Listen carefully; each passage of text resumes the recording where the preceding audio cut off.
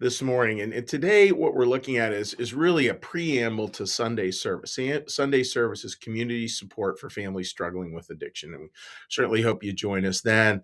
And we certainly hope you share it with friends and family who might be in the midst of that battle and looking for just a little bit of relief. Not necessarily like the ironclad answers, but just a little bit of relief. That's what we're hoping to be able to share on Sunday. And so today, I wanted to it's a preamble to that, to take a look at addiction, and can we find an anchor? Can we find an anchor?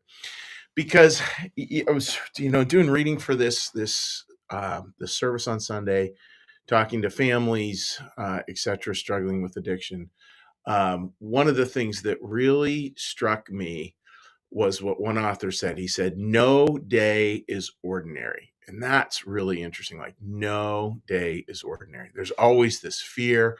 There's always this anxiety. They interviewed a dad, and he was saying, my ear was always upstairs because my son was upstairs. I was worried what happened if he overdosed and passed out and hit the floor. Like, would I hear him? Would I get up there in enough time? All these worries. And I don't want to, share, like, here are the solutions or the way to do it, because different things work for different people. And we'll touch on some of those different ways on Sunday. But it's like, how do we really anchor our lives when things feel so storm tossed? And again, that's where it kind of fits in with the Noah thing. How do we sort of anchor our lives? And the Bible quote that is ringing in my ears this morning is the beautiful quote, like, "Lead me to the rock that is higher than I." In other words, here we are down in the storm and the soup of it all. And the prayer is always like, "God, just help me. Just help me to lead me out of myself. Help me to just help me to be a little bit, to find a place that's a little higher, that has a little more perspective, it's a little more out of the soup." And it's not about saving us from the soup. The soup is the soup. And I think we need to keep on coming back to that. We need to keep on reinforcing that. It is really hard, and there is no one-step solution. And that's why we have to be super careful about giving advice to people who are essentially feel like they're drowning. Try giving advice to someone who's drowning. Not going to work terribly well. So with that, folks, like, what would be an anchor to think about? Well, one anchor I wanted to talk about today is the anchor of hope. And again, it's different. This is so important. And if you've been around New Church Live for any period of time, we talk about this a lot. It's true hope from a Christian perspective is not hope in objective things. It's not hope in the lottery. It's not a hope that no matter what, if we pray hard enough, if we fast enough, if we are good enough, that somehow our addiction or the addiction of someone we love is going to go away. That's not how God works it. God is not into that whole transactional form of love. That isn't how it works. It's a transformative form of love. And sometimes even well-intentioned people who are working as hard as they possibly can, the stories still don't end well. And I think we need to be candid about that. So how then do we find a hope that anchors us? Because if we can't find the right kind of hope, we will be hopeless. And I can't think of a lot of good things that come out of hopelessness, to be honest, especially if we're mired in it.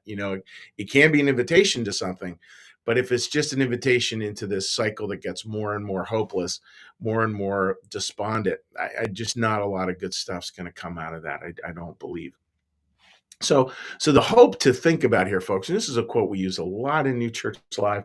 I'm going to tie it in with one from Father Richard Rohr that I posted this morning. It's this idea of hope as love stretching into the future. So we have to see hope, and we have to see it not as hope as an event, as a slice of time, but hope as a continuum. Literally where we take a continuum of our lives, and I think expand it out to eternity, and we understand that hope breathes in all of it. That hope is in all of it. Here's the way Richard Rohr phrased it, which I really like. The theological virtue of hope is the patient and trustful willingness to live without closure. That's key. To live without closure, without resolution, and still be content and even happy because our satisfaction is now at another level and our source is beyond ourselves. It's Father Richard Rohr.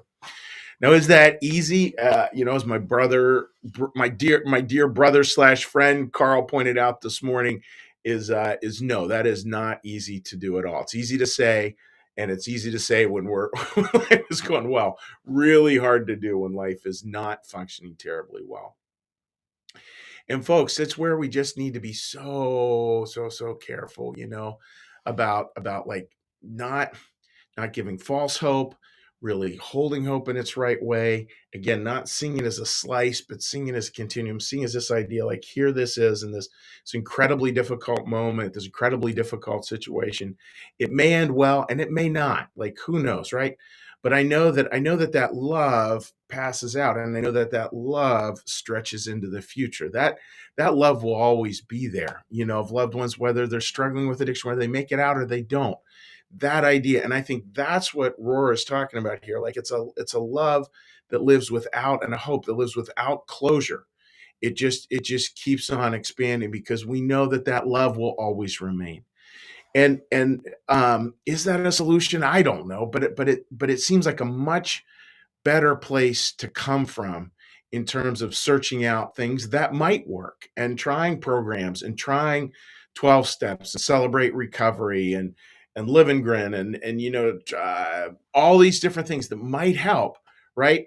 But but they should be grounded in this idea of a hope that's stretching into the future. And it also is important because I know a lot of families out there have had to separate from people who are struggling with addiction. They've had to step way back because it's just too the storm's too great and they can't be in it. And that's honorable too, and even there, again, hope, that idea no closure, that idea stretching into the future. Even if we can't directly express that love to other people because we're no longer directly in touch with them, we certainly can send our love to them and send our hope to them, even if we can't do it as directly as obviously we would all love to. So that's my thought for today. And I urge you folks, like really think about joining us on Sunday at 10:30 a.m. You can join us in person at 800 Tomlinson Road in Bernathen, Pennsylvania. You can join us online via Facebook, by whatever platform you're viewing from today. You're welcome to join us on that. It's going to be a wonderful service. We have different little cameo pieces from Chris Lindberg, from Nikki Rowney. We have a guest speaker, Darren White, who's going to be talking about his journey through addiction to where he is today. And he has a wonderful foundation he's going to talk about. We're going to try to talk about all these things, and it will be within that context. Like, here's this hope. How do we stretch it into the future? How do we move beyond closure and just feel hope as the air that we breathe, or do it as best we can? And in doing that, folks, I think maybe that's the way God starts to lead us. As I said in the biblical quote, God, lead me to the rock that is higher than I. And I think that's where we may start to get that. So I hope that all makes sense, folks. And with that, what we're going to do now we're going to do our little meditation, our little prayer, our little blessing, and then we'll say hi to folks on social media. So for those of you joining us for the first time, what I do is I ring a little prayer bell here. You just listen to it and let it calm you down, and then we'll go into a meditation.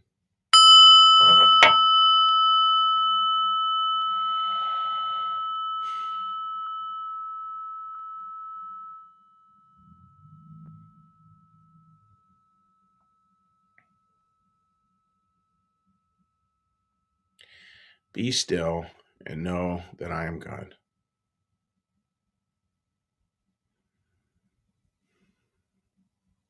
Be still and know that I am.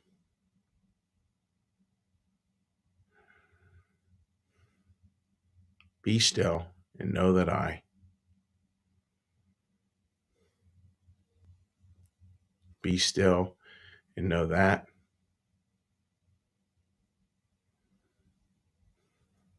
Be still and know.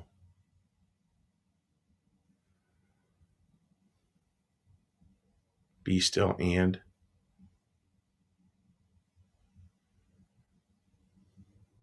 Be still.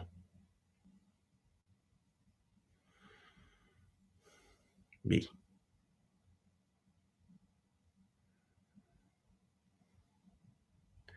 Our Father, who art in the heavens, hallowed be thy name. Thy kingdom come, thy will be done, as in heaven, so upon the earth. Give us this day our daily bread, and forgive us our debts, as we also forgive our debtors. And lead us not into temptation, but deliver us from evil. For thine is the kingdom and the power and the glory forever. Amen. May the Lord bless you and keep you. May the Lord make his face to shine upon you and be gracious unto you. May the Lord lift up his countenance upon you, bring you peace, bring you home. Amen. All right, dear friends, let's give a little cheery hello to folks. And again, I hope you're doing well, and I hope you have a wonderful weekend ahead. I have a wedding this afternoon, which are always fun, and then baptizing two little ones tomorrow, which was, it's about as good a weekend as a pastor as one can hope for. All right, Rita, good to see you joining us this morning. And Rita, we're doing a public shout out. Rita, they just had a little grandson join their family, which is beautiful. Linda, good morning to you, and I hope you're doing well. Rick, good morning. I hope you're doing great, buddy, and I hope you're on the road and enjoying life as always. Sue, great to have you joining us this morning. Marcus, good morning to you, buddy. I hope you're doing well. Oh man, Natalie writes, dealing with this now with a dear friend, it's so hard, sending hope to all. And again, Natalie, those are kind of things like you can shoot your friend the link to the service, and they can text as part of it, which is good stuff. Paige writes, good morning. Tina writes, thank you, Chuck, for all your kindness and support to those families in addiction. We so appreciate it. Yeah, well, we definitely, it's interesting, Tina, like it's a huge issue. I was working with a college class yesterday, which is why I couldn't be on at 8:30. I was on at 8. And it was interesting just, talking to them and having them tell addiction stories, as we were doing this class. It just, wow, is this like, I don't say all families are impacted, but I don't know a lot of families that don't have impacts somewhere would be my way of saying it. And Melissa writes, good morning, happy Friday. Hope to guide us in the future. That's really good. Yeah, hope is this guide. And it's just changed. Oh man, boy. I remember, and you guys heard me say this a million times, Miroslav Volf is the one who had the quote, hope is love stretching into the future. He's a Christian theologian at Yale University. Amazing brain, great guy to read. And you know what, Melissa, like I read that line and it was just like, it was one of those drop the mic moments. It was just it's it, right? Like what else is hope but that? And because if we set our hope up in things, sometimes it'll work, but I certainly don't win the lottery every week. That's for sure. So anyhow, just thinking about that. All right, dear friends, guys, you are indeed a great blessing to all. And again, please join us Sunday morning, 10:30 a.m., either in person at the Mitchell Performing Arts Center here in Bernathen, Pennsylvania, or join us online on whatever platform you're watching from today. And feel free to text me as part of the service. You can always reach out to me. My number is 215-740-3662. That's 215-740-3662. So take care, friends. God bless. Bye-bye.